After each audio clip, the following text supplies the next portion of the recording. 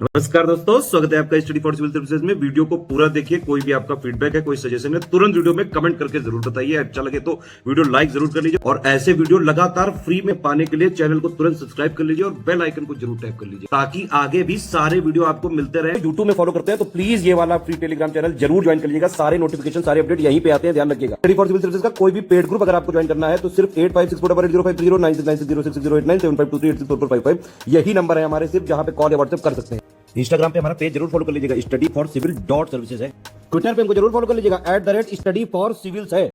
अधिकारी के prelims examination के लिए डे वाइज सीरीज हमारी चल रही थी और ये डे 36 का वीडियो है जिसे कि आप देख रहे हैं। ये हिंदी माध्यम की श्रृंखला है और आगे हम शुरू करते हैं। आज चर्चा करेंगे पर्यावरण और पारिस्थितिकी से जुड़ी हुई और हम देखने वाले हैं अपने वायुमंडल को। तो वैसे तो गैसें ये दिखाई नहीं देती हैं, मतलब अगर इनके अंदर कोई खास रंग नहीं है, रंगविहीन है, तो आप देख नहीं पाएंगे, हम महसूस कर सकते हैं। ठीक है, तो वायुमंडल में गैसों का मिश्रण है, ये आपने पढ़ा है। और अपने वायुमंडल में सिर्फ गैसें नहीं हैं, उसके साथ धूल के कण हैं, जलवाष्प है जो कि पानी के भाप बनने से ऊपर उठती है और गैस के रूप में अवस्थित होती है। तो ये सब मिल के पूरे वायुमंडल की परतों का निर्माण करते हैं। और इसकी जो निचली परतें हैं, मतलब आप जानते हैं कि पृथ्वी जो है उसके अंदर गुरुत्वाकर्षण है, या किसी भी द्रव्यमान युक्त वस्तु के अंदर अपना गुरुत्व बल होता है, पृथ्वी के अंदर भी है। और इसी वजह से ये गैसों के एक आवरण को अपने चारों ओर बांध कर रखती है और कहीं भी पलायन नहीं करने देती है। तो ये वायुमंडल की अवस्थिति गुरुत्वाकर्षण की वजह से। तो जो पृथ्वी के पास वाली परतें हैं, यानी पृथ्वी के पास वाला वायुमंडल है, उसमें सघनता ज़्यादा है। और जैसे जैसे पृथ्वी की सतह से, यानी जो अर्थ की क्रस्ट है वहाँ से दूरी बढ़ती है, वैसे वैसे वायुमंडल की स्थिति कमज़ोर होती जाती है, यानी गैसों पर से पृथ्वी का नियंत्रण कम होता जाता है। तो वायुमंडल की ये परत पतली होती जाती है, यानी सघनता घट जाएगी। तो ये कैसी हो जाएगी? विरल हो जाएगी। तो वही बात यहाँ की गई है और बताया जा रहा है कि वायुमंडल की ऊपरी परतों में गैसों का अनुपात इस प्रकार से बदलता है, जैसे कि 120 किलोमीटर की अगर आप ऊंचाई तय करते हैं तो ऑक्सीजन खो जाती है, ऑक्सीजन गायब हो जाती है। यानी 120 किलोमीटर अगर आप सतह से ऊपर की ओर जाते हैं तो उसके बाद ऑक्सीजन आपको नहीं मिलेगी, वो लुप्त हो जाएगी। उसी प्रकार से कार्बन डाइऑक्साइड और जलवाष्प जो है ये 90 किलोमीटर ऊंचाई तक ही पाए जाते हैं, उसके बाद ये नहीं पाए जाते। तो गैसों की स्थिति आप समझिए। और इसके बाद देखिए वायुमंडल में स्थायी तौर पे पाई जाने वाली गैसें, वैसे तो जो दैनिक क्रियाकलाप हैं या प्राकृतिक गतिविधियां हैं उसकी वजह से ये ऊपर नीचे होता रहता है, लेकिन स्थिर अवस्था में पाई जाने वाली गैसें कौन कौन सी हैं? तो नाइट्रोजन पाई जाती है, सबसे ज़्यादा तादाद में नाइट्रोजन पाई जाती है। सूत्र आप जानते ही हैं, N2 होता है और N से इसको डिनोट करते हैं। 78.08%, यानी अधिकांश हिस्सा तो इसी का होता है। इसके बाद नंबर आता है ऑक्सीजन का। ये O2 जो है ये 20.95 टू बी एग्जैक्ट पाई जाती है, जिसे कि हम लगभग 21% कहते हैं। इसके बाद नंबर आता है आर्गन का, जो कि एक अक्रिय गैस है और इसका भी अमाउंट ठीक ठाक है, मतलब 0.93% है, बाकियों की तुलना में ठीक। चौथे नंबर पे है कार्बन डाइऑक्साइड, और कार्बन डाइऑक्साइड की मात्रा, एक जो स्वस्थ मात्रा है वो मात्र होनी चाहिए 0.036%, लेकिन जब ये बढ़ती है तो चूंकि ये ग्रीन हाउस गैस है और अपने अंदर पार्थिव विकिरण को सोख कर रखने की क्षमता रखती है, तो ये तापमान बढ़ाने का काम करती है और आजकल ये यही कर रही है। नियॉन, ये भी एक अक्रिय गैस है, इसका जो अमाउंट है ये पाया जाता है करीब 0.002%। और हीलियम, ये भी एक अक्रिय गैस है और इसका परमाणु क्रमांक होता है 2, जो कि एक छोटे अणु के तौर पे हमें दिखाई देता है। 0.0005% ये पाई जाती है, यानी बहुत कम मात्रा है। क्रिप्टॉन और जीनान भी पाए जाते हैं। क्रिप्टॉन का अमाउंट कितना होता है? 0.001 होता है और जीनॉन की मात्रा होती है 0.00009। तो ऐसे आप देख रहे हैं शुरुआती जो गैसों का यहाँ संगठन है उसको ध्यान दीजिएगा। उसमें जो मात्रा है, जैसे पूछी जाती है ऑक्सीजन की मात्रा एग्जैक्ट कितनी है, तो 20.95%। हाइड्रोजन भी थोड़ी बहुत पाई जाती है, ज़्यादा नहीं, लेकिन तब भी इसका अमाउंट आप देख रहे हैं। तो इस तरीके से स्थिर जो वायुमंडल का हमारा संगठन है, पृथ्वी का जो वायुमंडल की संरचना है, उसमें स्थिर पाई जाने वाली गैसें, यानी ये रहती ही रहती हैं, तो यही है, मतलब nitrogen, oxygen, argon, carbon dioxide, neon, helium, krypton, xenon और हाइड्रोजन। अब आगे बढ़ते हैं। और हाँ, ये द्रव्यमान के हिसाब से प्रतिशत दिया था, इसे ध्यान दीजिएगा। देखिए वायुमंडल की संरचना को थोड़ा यहाँ डिटेल में समझाया गया है और साथ में एक चित्र भी बना है जो कि ग्राफिकल रिप्रेजेंटेशन है। देखिए वायुमंडल जो है वो अलग अलग घनत्व और तापमान की स्थितियों को दर्शाता है, मतलब इसकी जितनी भी परतें हैं वहाँ पे घनत्व भी अलग है और तापमान भी भिन्न भिन्न है। ऐसा नहीं है कि एक समान ताप ऊपर तक बना रहता है। पृथ्वी की सतह के पास घनत्व ज़्यादा होगा, जैसा कि आपको शुरुआत में ही बताया कि गुरुत्वाकर्षण की वजह से ही वायुमंडल पृथ्वी के चारों ओर है। यही वजह है कि चंद्रमा के चारों ओर वायुमंडल नहीं पाया जाता है, क्योंकि गैसों का जो पलायन वेग है उससे पृथ्वी का, माफ कीजिए, चंद्रमा का गुरुत्व जो है वो कम पड़ जाता है। मतलब चंद्रमा की ग्रेविटी इतनी ज़्यादा नहीं है कि वो गैसों को बांध कर रखे, ठीक है, और गैसें जो चंद्रमा की सतह है वहाँ से पलायन कर जाती है, वो रोक नहीं पाता, तो इसलिए वहाँ वायुमंडल की अवस्थिति नहीं। लेकिन पृथ्वी जैसा जो ग्रह है उसके पास ये पर्याप्त मात्रा में गुरुत्वाकर्षण है और वो गैसों को बांध कर रखता है, तो इस वजह से वायुमंडल की एक अच्छी खासी संरचना हमारे पास है। अब यही रीज़न है कि जो पृथ्वी के पास वाली सतहें हैं वहाँ पे घनत्व ज़्यादा होता है, और जैसे जैसे ऊंचाई बढ़ती है वैसे वैसे घनत्व कम होता जाता है, यानी विरलता बढ़ती जाती है। जो गैसों के अणु हैं वो सघन नहीं बल्कि विरल हो जाते हैं। तापमान की स्थिति भी अलग अलग है, जैसे कि वायुमंडल को अगर हम 5 स्तरों में बांट लें, मतलब कौन कौन से, तो क्षोभ मंडल से आप शुरू करते हैं। सबसे निचली परत है क्षोभ मंडल, उसके बाद है समताप मंडल, फिर मध्य मंडल है, बाह्य वायुमंडल है, और बहिर्मंडल है जो कि अंतरिक्ष में अंत में विलीन हो जाता है। तो इस तरीके से 5 हिस्सों में अगर हम बांट लें तो क्षोभ मंडल वायुमंडल का सबसे नीचे वाला संस्तर है, और ऊंचाई की सतह, मतलब ऊंचाई जो है वो सतह से लगभग कितनी होती है, तो 13 किलोमीटर तक। यानी जो पृथ्वी की सतह है, अर्थ का जो सरफेस है, क्रस्ट है, जिस पे कि हम लोग चलते हैं, वहाँ से अगर नापें तो क्षोभ मंडल की जो अवस्थिति है वो 13 किलोमीटर ऊपर तक पाई जाती है। मतलब 13 किलोमीटर ऊपर तक लगभग ये क्षोभ मंडल विद्यमान रहता है। और ध्रुवों के पास इसकी मोटाई थोड़ी कम होती है, 8 किलोमीटर होती है। विषुवत रेखा पे सबसे ज़्यादा होती है 18, ये इसमें है। और क्षोभ मंडल की जो मोटाई है ये विषुवत वृत्त पे सबसे ज़्यादा होती है। वजह यह है कि तेज वायु प्रवाह के कारण, इसके पीछे रीज़न क्या है, ऐसे कारण वाला भी पूछ लिया जाता है।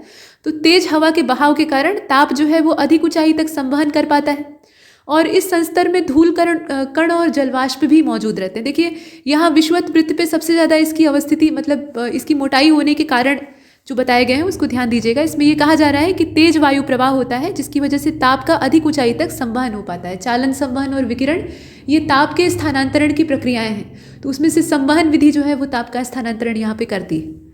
और ये जो संस्तर यानी क्षोभ मंडल होता है, इसमें धूल के कण भी पाए जाते हैं और पानी की भाप भी मौजूद रहती है। तो मौसम संबंधी जितनी भी लगभग गतिविधियां हैं वो सब इसी में होती हैं, यानी क्षोभ मंडल में ही सब कुछ संपन्न हो जाता है, इसी 13 किलोमीटर में। तो इस संस्तर में प्रत्येक 165 मीटर की ऊंचाई पर तापमान कम होता है, तापमान में कमी आती है, और ये जैविक प्रक्रियाओं के लिए सबसे महत्वपूर्ण लेयर है। अगर ये न रहे तो फिर जीवन संभव नहीं हो पाएगा, क्योंकि जलवायविक गतिविधियां ही रुक जाएंगी, और अगर वो रुकी तो फिर जो बायोम है वो नष्ट होने शुरू हो जाएंगे। अब यहाँ आप जो चित्र देख रहे हैं उसको भी जरा जूम कर लिया जाए, इसे ध्यान से देखिएगा। देखिए इसमें एक तरफ ये ग्राफ है असल में, और वायुमंडल की संरचना को ये दर्शा रहा है। इसमें 2 एक्सिस है, जैसा कि ग्राफ में हमेशा होते हैं, ये एक्स एक्सिस है और ये वाई एक्सिस है। एक्स एक्सिस पर तापमान दिया हुआ है सेल्सियस में, और जो उत्तुंगता है, उत्तुंगता का मतलब यहाँ पे ऊंचाई से है, उत्तुंग मतलब ऊंचा, तो उत्तुंगता अर्थात ऊंचाई ये किलोमीटर में दे रखी है। अब यहाँ ये बताने का प्रयास किया गया है कि तापमान में कैसे वेरिएशन आते हैं, कैसे विक्षेप आते हैं। तो आप देख रहे हैं कि सबसे नीचे की जो परत है वो क्षोभ मंडल है, उसके बाद ये क्षोभ सीमा है। तापमान को अगर अब यहाँ ग्राफ के हिसाब से दिखाया जाए तो तापमान जो है वो ऊपर की ओर जाने पे कम होता जाता है। यहाँ सब माइनस में है, ध्यान दीजिएगा, ये प्लस नहीं है, माइनस है। तो तापमान में कमी आती है, इधर वाला प्लस है, इधर वाला माइनस है, ठीक। ये तो आप बनाते हैं, तो ऐसे भी आप जब चतुर्थांश बनाते हैं तो ये वाला x होता है, इधर वाला जो है वो x डैश आप लिखते हैं, या कुछ भी नाम रख सकते हैं। ऊपर का y है तो नीचे का y डैश। अब ये जो x डैश और y डैश है यहाँ पे हम नेगेटिव में चलते हैं, और यहाँ वाला जो है ये प्लस प्लस होता है, फिर प्लस माइनस ऐसे चलते हैं, ठीक है, मतलब ऊपर का प्लस नीचे का माइनस। तो इस तरीके से यहाँ भी अगर देखा जाए तो ये बनाया गया है, इधर वाला जो है ये पॉजिटिव है, इसके बाद यहाँ से नेगेटिव शुरू हो गया है। तो इसमें यही दर्शाने का प्रयास किया गया है कि तापमान कैसे धीरे धीरे करके कम होता है जैसे जैसे ऊंचाई बढ़ती है। यानी क्षोभ मंडल से हम क्या कर रहे हैं, पृथ्वी की सतह से ऊपर की ओर उठ रहे हैं, एलिवेशन ले रहे हैं, तो ऐसे में तापमान में लगातार कमी आ रही है, और ये वेरिएशन चलता है। असल में वेरिएशन बीच में इसलिए हो रहा है क्योंकि जब समताप मंडल में हम पहुँचते हैं तो सामान्य प्रक्रिया तो ये है कि ऊपर की ओर जाने पर टेम्परेचर घटेगा, सामान्य स्थिति यही है, और ये एक वैज्ञानिक तरीका है। लेकिन जब हम समताप मंडल में प्रवेश करते हैं तो वहाँ एक स्थिति ऐसी आती है कि तापमान बढ़ता है, तो उसके पीछे रीज़न है ओजोन। ओजोन परत वहाँ पाई जाती है जो कि सूर्य की पराबैंगनी किरणों को सोख रही होती है और उन्हीं से अपना निर्माण कर रही होती है। मतलब जो सोलर रेडिएशन होता है उसी की वजह से ऑक्सीजन के मॉलिक्यूल आपस में जुड़ते हैं और इससे ओजोन बनती है। तो वहाँ पर टेम्परेचर अपने आप ज़्यादा होता है क्योंकि वो सोलर रेडिएशन को अपने अंदर एब्जॉर्ब कर रही होती है, तो वहाँ थोड़ा सा तापमान बढ़ जाता है, लेकिन सामान्य परिस्थितियों में ये कम ही होता है। अब आगे चलते हैं। देखिए इसमें ये कहा जा रहा है, कहानी बहुत लंबी है, इसमें जितना आपके काम का है उतना आप समझें। तो क्षोभ मंडल की जो मोटाई है वो विषुवत वृत्त पे ज़्यादा होती है, ये हमने पहले ही देख लिया। अब इसके बाद ये बताने का प्रयास किया जा रहा है कि क्षोभ मंडल और समताप मंडल को जब हम अलग करते हैं तो बीच में एक बॉर्डर, काल्पनिक रेखाएं सब हैं, ये हमने अपनी कल्पना, अपनी अध्ययन की सुविधा के लिए बना रखा है। तो ये क्षोभ सीमा होती है जो कि बीच में बॉर्डर का काम करती है। विषुवत वृत्त के ऊपर क्षोभ सीमा में हवा का तापमान -18 डिग्री सेल्सियस, देखिए कितना कम हो गया है, और ध्रुव के ऊपर ये -45 होता है, अंतर है दोनों में।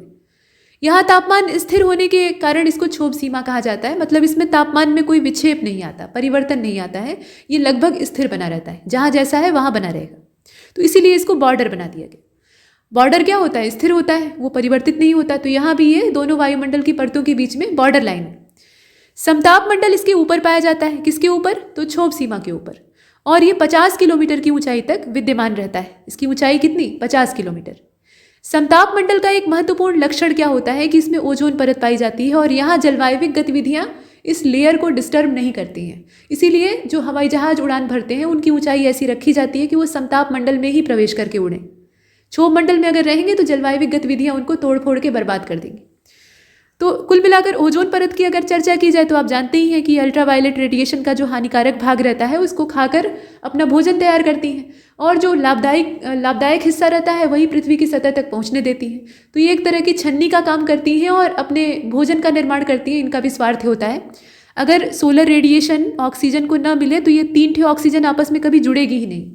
असल में ऑक्सीजन इस रूप में तो वायुमंडल में पहले से ही रहती है। बाकी जो ऑक्सीजन के परमाणु होते हैं यानी एटम्स होते हैं वो इससे कैसे आकर जुड़ते हैं, तो उसके पीछे यही जो H है यानी सोलर रेडिएशन है वो जिम्मेदार होता है। तो कुल मिलाकर ये हानिकारक जो सूर्य की किरणों में तत्व होते हैं, माफ़ कीजिए, हानिकारक चीज़ें होती हैं, उनको ये रोकने का काम करती है, क्योंकि असल में वो है तो विकिरण ही, और विकिरण कितना घातक होता है ये आप जानते ही हैं, रेडिएशन।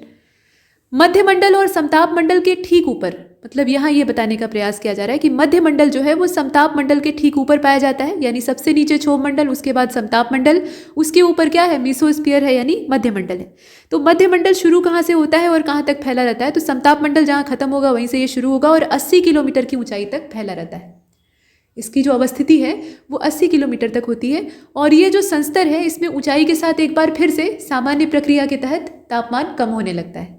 अभी हमने क्या देखा कि क्षोभ मंडल से जैसे जैसे हम ऊपर की ओर बढ़ रहे थे तो टेम्परेचर डिक्रीज कर रहा था, लेकिन जहाँ पे ओजोन परत पाई जाती है वहाँ तापमान एकदम से बढ़ गया। लेकिन उसके बाद जैसे ही ओजोन की लेयर समाप्त होती है, ऐसा तो है नहीं कि ओजोन ऊपर तक रहती है, उसका एक सीमित दायरा है, तो उसके बाद फिर से एक बार तापमान में कमी आने लगती है, और 80 किलोमीटर की ऊंचाई तक जब हम पहुँचते हैं तो जो टेम्परेचर है वो कितना हो जाता है? ये -100 डिग्री सेल्सियस के साथ आसपास का पाया जाता है, मतलब -100 डिग्री सेल्सियस हो जाता है, यानी अत्यंत कम तापमान। और मध्यमंडल की जो ऊपरी परत होती है उसको मध्य सीमा कहा जाता है। इसके बाद नंबर आता है आयन मंडल का। यहाँ पे चार्ज पार्टिकल होते हैं, आवेशित कण होते हैं। मध्यमंडल के ऊपर ये परत होती है और ये 80 से लेकर 400 किलोमीटर, ये परतें चौड़ी हैं, ध्यान दीजिएगा, बाकी जो नीचे वाली हमने देखी है उसकी तुलना में ये काफ़ी चौड़ी है। तो 80 से लेकर 400 किलोमीटर के बीच में ये स्थित होता है, और इसमें जो इलेक्ट्रिकली चार्ज पार्टिकल हैं यानी विद्युत आवेशित कण हैं वो पाए जाते हैं, मतलब उनके ऊपर प्लस या फिर माइनस चार्ज होता है, और इन्हें कहा जाता है आयन, धनायन और ऋणायन, आप जानते हैं। और इसी वजह से इस पूरे क्षेत्र को, मतलब घेरा है ये ना पृथ्वी के चारों ओर, तो इसको आयन मंडल कहा जाता है। मंडल मतलब चारों ओर का आवरण, घेरा।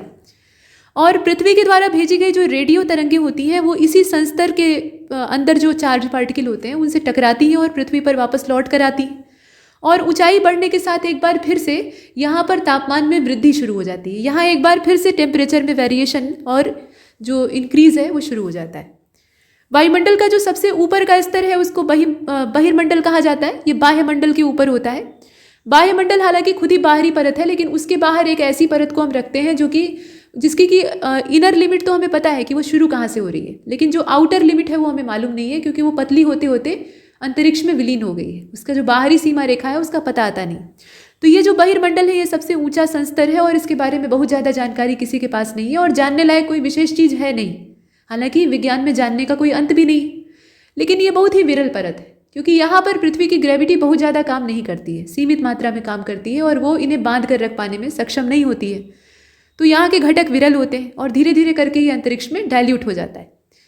हालांकि वायुमंडल के जितने भी स्तर हैं, ऐसा नहीं है कि सिर्फ हम क्षोभ मंडल से प्रभावित होते हैं या समताप मंडल तक ही हमारा काम हो जाता है।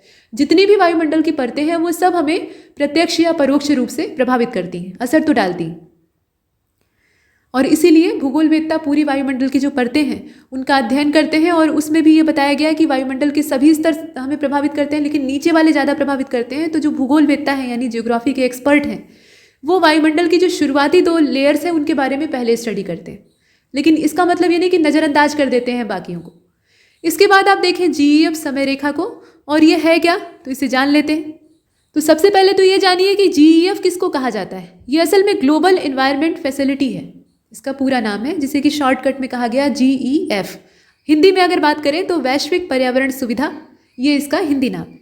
यहाँ एक स्केल बना हुआ है जिसमें कि जो पायलट फेज़ है GEF का, वहाँ से फेज़ 1, फेज़ 2, फेज़ 6 से लेकर फेज़ 7 तक इसको दर्शाया गया है। तो पहले तो परिभाषा देखेंगे, उसके बाद इस स्केल पर आएंगे। यहाँ देखें, ये स्वतंत्र रूप से परिचालित किया जाने वाला एक वित्तीय संगठन है। ये कैसा संगठन है, तो फाइनेंशियल ऑर्गेनाइजेशन है, जो कि जैव विविधता, जलवायु परिवर्तन और अंतर्राष्ट्रीय जल निकाय, इसके अलावा भूमि क्षरण, ओजोन परत, जैविक प्रदूषकों से संबंधित परियोजनाओं के लिए अनुदान देता है। मतलब कुल मिलाकर पर्यावरण संरक्षण की दिशा में जितने कारगर कदम उठाने चाहिए उसके लिए ये वित्त पोषण करता है। और GEF की स्थापना की जाती है 1992 में, जो रियो अर्थ समिट है उसके दौरान। पृथ्वी शिखर सम्मेलन होता है ना 1992 में पहला, तो उस दौरान इसको स्थापित किया जाता है। उद्देश्य क्या है, ऐसा कोष स्थापित करने का मूल उद्देश्य होता है कि पर्यावरण संरक्षण की दिशा में जो हम काम कर रहे हैं वो किसी आर्थिक बाधा की वजह से रुके ना। और इसका मुख्यालय है वॉशिंगटन DC में, यानी संयुक्त राज्य अमेरिका में। और ये जो ग्लोबल इन्वायरमेंट फैसिलिटी यानी GEF है, इसको संयुक्त राष्ट्र विकास कार्यक्रम यानी UNDP और विश्व बैंक, इसके साथ साथ संयुक्त राष्ट्र पर्यावरण कार्यक्रम UNDP, UNEP और विश्व बैंक, ये सब मिलकर सपोर्ट करते हैं। या आप कह लीजिए कि इसका मैनेजमेंट ही यही तीनों मिलकर करते हैं। यानी कुल मिलाकर ये ग्लोबल इन्वायरमेंट फैसिलिटी को पूरी तरह से मैनेज करने का, कंट्रोल करने का काम कौन करता है, 3 संस्थाएं करती हैं जो कि बड़ी बड़ी हैं। एक तो वर्ल्ड बैंक है, उसके अलावा आपका UNDP है और UNEP है। ये तीनों मिलकर इसे नियंत्रित करते हैं। तो ये तो हमने देखा। अब यहाँ पर जो फेज़ दर्शाया गया है उसमें आप देख रहे हैं कि इसकी शुरुआत होती है, और ये पायलट फेज़ के तौर पे स्टार्ट होता है $1 बिलियन के साथ। इसकी जो कीमत है 1991 का समय है। ये जो UN अर्थ समिट होती है ये 1992 में होती है, उसी के दौरान इसको आकार दिया जाता है। उसके बाद 1994 में instrument for the establishment of restructured GEF, बार बार इसकी रीस्ट्रक्चरिंग की जाती है, मॉडिफिकेशन किए जाते हैं। 1994 में ही फाइनेंशियल मैकेनिज्म जो है CBD और UNFCCC के लिए वो तैयार होता है। उसके बाद फिर से इसका जो फेज़ 1 है वो स्टार्ट होता है। ये तो पायलट फेज़ था, मतलब पहले कुछ ट्रायल के तौर पे चलाया गया। उसके बाद जब ये कारगर सिद्ध होता है तो इसमें नया इन्वेस्टमेंट होता है। तो कुल मिलाकर $2 बिलियन के साथ ये स्टार्ट होता है, और पहली असेंबली होती है इसकी इंडिया में 1998 में। उसके बाद फिर अगला जो फेज़ है यानी फेज़ 2 है इसका, वो $2.75 बिलियन के साथ आगे बढ़ता है। और financial mechanism the Stockholm convention ये 2001 का है। इसके बाद सेकेंड असेंबली इसकी चाइना में होती है, और ये होती है सन 2002 में। इसके बाद इसका फेज़ 3 है जो कि $3 बिलियन का है, और 2006 में इसकी तीसरी असेंबली होती है साउथ अफ्रीका में। उसके बीच में एक चीज़ हो रही है, 2005 में रिसोर्स एलोकेशन फ्रेमवर्क तैयार किया जाता है। इसके बाद इसका GEF का फेज़ 4 आप देख रहे हैं, जो कि $3.13 बिलियन का है। ये डॉलर का सिंबल है, ध्यान दीजिएगा। 2010 में क्या होता है, फाइनेंशियल मैकेनिज्म फॉर UNCCD ये तैयार होता है, और 2010 में ही इसकी पहली असेंबली, माफ़ कीजिए चौथी असेंबली होती है उरुग्वे में। ठीक है, इसकी जो चौथी बैठक है वो कहाँ पे होती है, उरुग्वे में होती है। और 2010 में ही एक चीज़ और होती है कि system for transparent allocation of resources star की शुरुआत की जाती है। इसके बाद इसका जो फेज़ 5 है वो स्टार्ट हो जाता है, $4.34 बिलियन। और आगे क्या होता है, जो 2014 की 5वीं असेंबली है वो मैक्सिको में होती है। साथ ही साथ इसमें और भी चीज़ें, जैसे financial mechanism for Minamata convention. अच्छा, कमेंट सेक्शन में ये बताइएगा मिनामाटा कन्वेंशन जो है वो किस चीज़ से जुड़ी हुई है, किस चीज़ के प्रति जागरूकता फैलाने के लिए इसको किया गया था। इसमें मतलब किस प्रदूषक की चर्चा की गई, इसको आपको बताना है। अब इसके बाद देखिए 5th असेंबली जो है ये मैक्सिको में हुई, और इसका जो फेज़ 6 है वो 4.43 बिलियन, आप देख रहे हैं कि अमाउंट बढ़ता जा रहा है। तो 4.43 बिलियन जो डॉलर है उसके साथ शुरू होता है। और 2018 में इसकी जो 6वीं असेंबली है वो होती है वियतनाम में, और इसका जो फेज़ 7 है वो स्टार्ट हुआ है $4.1 बिलियन के साथ। तो इस तरीके से हम इसमें फेज़ वाइज इसको देख रहे हैं, और इसकी बीच बीच में जो असेंबली हुई है, मीटिंग हुई है, उसको भी देख रहे हैं। आगे बढ़ते हैं। देखिए, अगली बात जो हम करेंगे ये इसी से जुड़ी हुई है। इसमें ये बताया जा रहा है कि वैश्विक पर्यावरण सुविधा यानी ये जो GEF है, ये 183 देशों को अंतर्राष्ट्रीय संस्थानों, नागरिक समाज संगठनों यानी CSO और निजी क्षेत्र के साथ साझेदारी में मिलाकर काम करता है, मतलब सहयोग के साथ काम करता है। तो इस तरह की चीज़ें सहयोग के बिना चल ही नहीं पाएंगी। और राष्ट्रीय सतत विकास पहलों का समर्थन करते हुए वैश्विक पर्यावरण मुद्दों को ये संबोधित करता है। तो कुल मिलाकर बात यह है कि विश्व में जो पर्यावरण के मुद्दे हैं, इश्यूज़ हैं, उनको रिसॉल्व करने का काम ये करेगा पैसे की सहायता से। भूमंडलीय पर्यावरण सुविधा यानी ग्लोबल इन्वायरमेंट फैसिलिटी, वही बात है, वैश्विक पर्यावरण सुविधा या फिर भूमंडलीय, एक ही चीज़। तो ये जो GEF है, ये जैविक विविधता पर अभिसमय यानी कन्वेंशन ऑन बायोलॉजिकल डाइवर्सिटी अर्थात CBD और जलवायु परिवर्तन पर जो संयुक्त राष्ट्र ढांचा अभिसमय है यानी United nation framework convention on climate change UNCCD और स्थायी जैव प्रदूषकों पर जो स्टॉकहोम अभिसमय यानी कन्वेंशन है, अभिसमय का मतलब कन्वेंशन, तो ये Stockholm convention on persistent organic pollutant, ये वाला जो है जिसको कि आप POP कहते हैं। इसके बाद पारे पर जो मिनामाटा का कन्वेंशन है, अभी आपसे क्वेश्चन पूछा था, उसका आंसर यहाँ दे दिया है, मरकरी के प्रदूषण से वो जुड़ा हुआ है। तो मिनामाटा कन्वेंशन ऑन मरकरी, ये सब जो है इनके साथ वित्तीय क्रियाविधि के रूप में काम करता है, मतलब इनको संचालित करने के लिए जो फाइनेंस चाहिए होता है वो यहाँ से मिलता है। GEF निम्नलिखित सम्मेलनों के लिए वित्तीय तंत्र के तौर पे भी काम करता है। तो किस में काम करता है? एक तो CBD के लिए काम करता है, दूसरा UNFCCC यानी जो जलवायु परिवर्तन पर फ्रेमवर्क कन्वेंशन है यूनाइटेड नेशन का, उसके लिए काम करता है, और UN कन्वेंशन जो डेजर्टिफिकेशन को कॉम्बेट करने के लिए है उस पर ये काम करता है, मतलब उसके लिए फाइनेंशियल असिस्टेंस का काम करता है। अनवरत कार्बनिक प्रदूषकों का जो स्टॉकहोम कन्वेंशन है यानी POP पर जो स्टॉकहोम कन्वेंशन है उसके लिए काम करता है, मिनामाटा कन्वेंशन के लिए काम करता है, और ओजोन परत यानी MP को परिभाषित करने वाले जो पदार्थ हैं उन पर मॉन्ट्रियल प्रोटोकॉल, परिभाषित करने वाले नहीं बल्कि प्रभावित करने वाले जो पदार्थ हैं जैसे कि क्लोरोफ्लोरोकार्बन, तो उस पर आधारित जो मॉन्ट्रियल प्रोटोकॉल है उसके साथ ये ऑफिशियली नहीं जुड़ा है। हालांकि इसे जुड़ना चाहिए क्योंकि वो तो पर्यावरण का सबसे गंभीर मुद्दा है, लेकिन ऑफिशियली नहीं जुड़ा है। फिर भी बात यह है कि समर्थन तो करता है, ये उससे परे नहीं। तो यहाँ तक हमने चीज़ों को देखा। कुछ और बातें हैं जिन्हें कि देखना आवश्यक है, जैसे कि ये जो फंड है ये 18 एजेंसियों के साथ मिलकर काम करता है, जैसे कि संयुक्त राष्ट्र विकास कार्यक्रम इसमें योगदान देता है, संयुक्त राष्ट्र पर्यावरण कार्यक्रम इसमें योगदान देता है, विश्व बैंक इसे मैनेज करता है, खाद्य और कृषि संगठन भी इससे जुड़ा हुआ है, और एशियाई विकास बैंक भी इससे जुड़ा हुआ है। कृषि विकास के लिए अंतर्राष्ट्रीय कोष ये भी इसके साथ मिलकर काम करता है, विश्व वन्यजीव कोष ये इसके साथ भी मिलकर काम करता है, संरक्षण इंटरनेशनल मतलब कंजर्वेशन इंटरनेशनल, तो इसके साथ ये मिलकर काम कर रहा है, और IUCN जो है इसके ये भी एक एजेंसी है, तो इसके साथ ये GEF जो है ये मिलकर काम करता है। मतलब जितनी भी पर्यावरण से जुड़ी हुई संस्थाएं हैं या खाद्य समस्याओं से जुड़ी हुई संस्थाएं हैं तो उसके साथ ये मिलकर काम करता है, मतलब सब कुछ कवर करने की कोशिश करता है। अब ये तो हमने देख लिया कि इसे सपोर्ट कौन करता है और ये किसके लिए काम करता है, कहाँ कहाँ जुड़ा हुआ है, लेकिन इसका कार्य का दायरा कितना बड़ा है वो देखने की आवश्यकता है। तो आप देखें, इसमें बताने की कोशिश की गई है जैव विविधता, जलवायु परिवर्तन, अंतर्राष्ट्रीय जल भूमि क्षरण और सतत वन प्रबंधन, और ये जो REDD+ है इसके साथ ओजोन परत है इत्यादि को ये नियंत्रित करता है। मतलब इतने दायरे इसके फैले हुए हैं, इतने सारे क्षेत्रों में ये काम करने का प्रयत्न करता है। पारे पर मिनामाटा कन्वेंशन जो है, स्थायी जैविक प्रदूषकों पर स्टॉकहोम सम्मेलन, जैव विविधता पर संयुक्त राष्ट्र सम्मेलन, मरुस्थलीकरण का मुकाबला करने के लिए संयुक्त राष्ट्र सम्मेलन, और साथ साथ क्या है तो जलवायु परिवर्तन पर संयुक्त राष्ट्र फ्रेमवर्क कन्वेंशन जो है, उन सब के लिए ये काम करता है। तो ये तो हमने देखा GEF के बारे में। अब यहाँ चर्चा को थोड़ा सा नया मोड़ देते हैं और देखने वाले हैं हम छत्रक विधान को यानी अम्ब्रेला लेजिस्लेशन को, जो कि पर्यावरण संरक्षण अधिनियम के तौर पे जाना जाता है। मतलब इसको आप ऐसे कह लीजिए कि जो भारत का पर्यावरण संरक्षण अधिनियम है 1986 वाला, उसको हम क्या कहते हैं, अम्ब्रेला लेजिस्लेशन कहते हैं। भोपाल गैस कांड होता है, मतलब रात के समय जो कार्बाइड फैक्ट्री होती है वहाँ से एकदम से गैस रिलीज़ कर दी जाती है, और उसके बाद किसी को पता ज़्यादा नहीं रहता है, जब तक सूचना रिलीज़ की जाती है उसके कुछ ही देर बाद गैस वहाँ से बाहर निकल आती है। तो लोग जो है वो काल के ग्रास बन जाते हैं, मतलब सोए सोए ही बहुत से लोग सोए रह जाते हैं। तो बहुत बड़ी त्रासदी थी। तो उसके बाद भारत सरकार ने बड़े कदम उठाए, जैसे कि संविधान के अनुच्छेद 253 के तहत पर्यावरण संरक्षण अधिनियम 1986 को पारित किया। ये उसी के उपलक्ष्य में पारित हुआ, और ये जो अधिनियम है ये पर्यावरण संरक्षण की दिशा में बनाए गए अन्य कानूनों के साथ समन्वय स्थापित करने के लिए और उन्हें मार्गदर्शन देने के लिए महत्वपूर्ण भूमिका निभाता है, और अभी तक निभा रहा है। तो ये बात है, मतलब इसको क्यों स्थापित किया गया, इसके पीछे मेन रीज़न क्या था। देश को एक बड़ा सदमा लगता है, ये भोपाल गैस त्रासदी ऐसी वैसी घटना नहीं रहती है, बहुत बड़ी घटना रहती है। तो इससे ये पता चलता है कि हम अपने पर्यावरण के साथ कितना बड़ा खिलवाड़ कर रहे हैं, और अगर मतलब इसके जो परिणाम हैं वो गंभीर हो जाए तो इसका क्या जो दूरगामी रिजल्ट है वो दिखाई दे सकता है। तो ये सब काम किए जाते हैं। इसके साथ साथ एक और अधिनियम की यहाँ चर्चा की जा रही है, जेनेटिक इंजीनियरिंग अनुमोदन समिति का गठन। ये भी इसी अधिनियम, मतलब जो आपने देखा ना इन्वायरमेंट प्रोटेक्शन एक्ट, मतलब पर्यावरण संरक्षण अधिनियम 1986, उसी के अधीन किया गया था। और गजट के द्वारा ये नोटिफिकेशन जारी किया जाता है। तो नोटिफिकेशन जितने भी हैं वो ज़्यादातर सरकारी गजट में ही प्रकाशित होते हैं।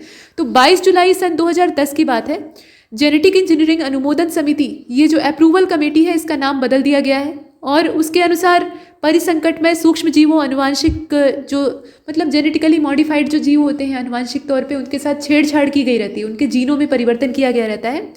तो ऐसे जीवों या कोशिकाओं के विनिर्माण, उपयोग, आयात निर्यात और भंडारण नियमन 1989 में अनुवांशिक इंजीनियरिंग अनुमोदन समिति शब्दों के स्थान पे जहाँ कहीं भी इनका इस्तेमाल किया जाता है वहाँ पर अब किस तरह के शब्दों को रखा गया है? तो जेनेटिक इंजीनियरिंग अप्राइजल कमेटी, अब इसका नाम क्या हो गया? ये अनुवांशिक इंजीनियरिंग आकलन समिति बन गई। असल में आनुवांशिकता के साथ अगर छेड़छाड़ की जाए तो ये बड़ा घातक हो सकता है। ये एक तरह का जैविक हथियार तैयार करने का भी साधन हो सकता है, या प्रकृति के सामने एक बहुत बड़ा संकट खड़ा कर सकता है। क्योंकि जो जेनेटिक संरचना प्रकृति के द्वारा बनाई गई है, हम उसमें हेर फेर करके नए प्रकार के जीवों को बनाना चाहते हैं। जो कुदरती विसंगतियां हैं उनको दूर करके हम एक परफेक्ट जीव का निर्माण करना चाहें, या अपने फ़ायदे के लिए जो जीव बनाना चाहें उनको बना सकते हैं। तो ये एक घातक परिणाम की ओर हमें ले जा सकती है। क्योंकि हमेशा इस दिशा में किए गए प्रयोग सफल ही हो या आवश्यक नहीं है, उसके दूरगामी परिणाम हो सकते हैं। अगर म्यूटेशन स्टार्ट हुआ कोशिकाओं में तो और गंभीर खतरा पैदा हो जाएगा। तो इस पर लगाम लगानी आवश्यक थी और इसीलिए ये लगाम लगाई गई है। उसका नाम बदलना भी उसी दिशा में एक कदम। इसके साथ साथ आप ये भी देख रहे हैं कि नेशनल जियोग्राफिक सोसाइटी और अंतर्राष्ट्रीय मतदान कंपनी जो ग्लोबस्कैन है, उसने ग्रीन डेस्क, ये ध्यान से देखिएगा, ग्रीन डेस्क 2009 स्कोर के तहत भारत को टॉप रैंक दी थी। मतलब ये शीर्ष स्थान प्राप्त किया था अपने देश ने। और इसमें हुआ क्या था, विभिन्न देशों में पर्यावरणीय रूप से धारणीय उपभोक्ता व्यवहार के हिसाब से अंक दिया जाता है, तो भारत को इसमें टॉप रैंक हासिल हुई थी। भारत में कृषि के पर्यावरण अनुकूल दीर्घस्थायी विकास के लिए मिश्र शस्यन का मतलब क्या, मिश्रित खेती, यानी एक साथ कई सारे अनाजों को हम एक ही जमीन पर उगाएंगे। इसके अलावा ऑर्गेनिक फर्टिलाइजर, नाइट्रोजन यौगिकीकरण करने वाले पौधे और कीटों को बढ़ावा देना, ये सब जो है ये सर्वश्रेष्ठ तरीके हैं जिससे कि हम मृदा की गुणवत्ता को और पर्यावरण को संरक्षित रख सकते हैं। यहाँ पर एक किसान का नाम दिया है। ये किसान और दार्शनिक दोनों थे। तो मज़े की बात यह है कि जितने भी फार्मर्स होते हैं और जितने भी साइंटिस्ट होते हैं, ये दोनों ऐसे जीव होते हैं जो कि कमोबेश दार्शनिक होते हैं। इनके अंदर फिलॉसफर वाली क्वालिटीज़ पाई जाती हैं। वजह क्या है? तो दार्शनिक वही आदमी बनता है जो कि प्राकृतिक थपेड़े झेले, मतलब लगातार दुर्घटनाओं का सामना करे, उसके साथ हमेशा सब कुछ अच्छा ना चलता रहे, दुनिया में जितनी भी दिक्कतें हैं उनका सामना वो कर रहे हो। तो किसान जो होता है वो भी यही काम करता है। उसकी जो खेती है वो प्रकृति आश्रित होती है, चाहे जितना भी टेक्नोलॉजी आ जाए, लेकिन प्रकृति जो है वो खेती को नियंत्रित करती है। तो प्रकृति की मार झेलते झेलते वो काफ़ी ज़्यादा दार्शनिक बन चुका होता है। अंदर से उसके अंदर एक ऐसा भाव पैदा हो जाता है कि अब हम जो कर्म कर रहे हैं उसका फल देना ऊपर वाले के हाथ में है, और यहीं से दर्शन की शुरुआत हो जाती है। वैज्ञानिक के साथ भी यही होता है। वो एक्सपेरिमेंट पर एक्सपेरिमेंट करता है, बार बार असफल होता है, अंत में उसके मन में ये भाव आ जाता है कि हम अपना कर्म करते रहें। तो ये जो कर्मवादी सिद्धांत है इन्हें दार्शनिक बनाता है। तो कुल मिलाकर ये जापानी दार्शनिक और दार्शनिक कम किसान है। इनका नाम है मसानोबु फुकुओका, नाम आपने सुना होगा। और इन्होंने नेचुरल फार्मिंग या जो नेचुरल बेस्ड फार्मिंग है उसको बढ़ावा देने का काम किया। निर्जन भूमि का पुनर्विकास इन्होंने किया। मतलब नेचुरल फार्मिंग का मतलब ये नहीं कि अपने बसे बसाए खेत में इन्होंने प्राकृतिक तरीके से खेती करना शुरू किया जैसे कि आदि मानव करता था। इन्होंने वो काम किया कि जो बंजर जमीन थी उसको फिर से जीवित कर दिया, सिर्फ ऑर्गेनिक फर्टिलाइजर और ऑर्गेनिक मेथड की वजह से। तो ये अपने आप में एक बड़ी बात है। इसके साथ कुछ चीज़ें और भी हैं, जैसे कि आप देख रहे हैं कि ग्रीन आर्मी अमेरिका में 17 से लेकर 24 साल के युवाओं के लिए पर्यावरण हेतु प्रशिक्षण देने का काम करने का 6 महीने का कार्यक्रम था। ये जो आयु वर्ग है ये काफ़ी सक्रिय होता है, इस समय ऊर्जा भरपूर मात्रा में होती है और जिस दिशा में लगा दी जाए वो क्षेत्र संवर जाता है। तो इस आयु वर्ग के जो युवा हैं उनके लिए पर्यावरण प्रशिक्षण, पर्यावरण के संरक्षण का प्रशिक्षण देने का काम किया गया और ये अपने आप में एक प्रशंसनीय कदम था। हरित सेना की परियोजनाओं में देशी वनस्पतियों, विरासत की कहानी और पशु आवासों की रक्षा करना, साथ में शहरी, ग्रामीण और दूर दराज के इलाकों में पुनर्जीवन को फिर से शामिल करना, ये सब किया गया और इसे बंद कर दिया गया 2018 में। तो ऐसे कार्यक्रम सतत चलने चाहिए और सिर्फ ऑस्ट्रेलिया ही क्यों बल्कि हर महाद्वीप में, हर देश के कोने कोने में ये चलने चाहिए। तो यहाँ तक हमने चीज़ों को कवर किया है और ऐसे मज़ेदार लेक्चर आपको लगातार मिलते रहेंगे। हमारे साथ बने रहिए। तब तक के लिए नमस्कार।